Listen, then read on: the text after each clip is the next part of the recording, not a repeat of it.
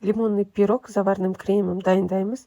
Ең бірінші жұмыртқаның сары уызы мен ақ уызын бөліп аламыз. Ақ уызды тұрақты болғанша миксерлеп аламыз.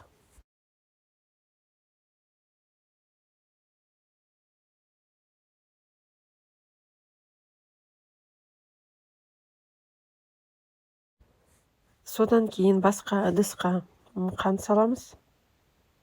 Жұмыртқаның сарысын және сары май. Осылардың бәрін жақсылап араластырып аламыз.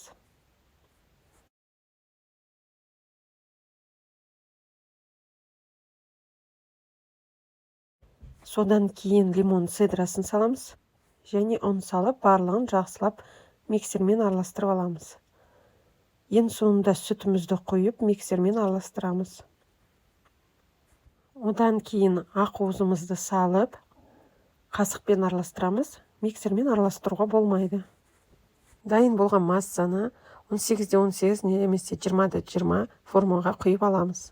Егер сізде конвекция болса, 140 градуста пісіреміз. Жай пеш болса, 150 градуста 60-70 минут пісіреміз. Бисквит пісіп шықты, енді толықтай суытамыз.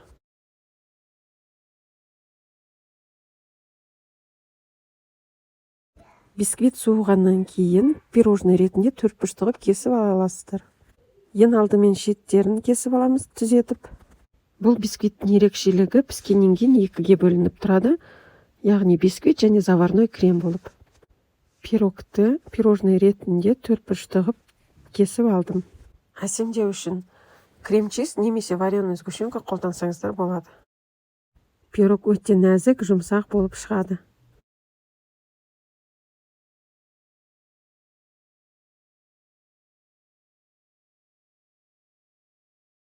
Үстінен сахарный пудра сеуіп шығыңыздар.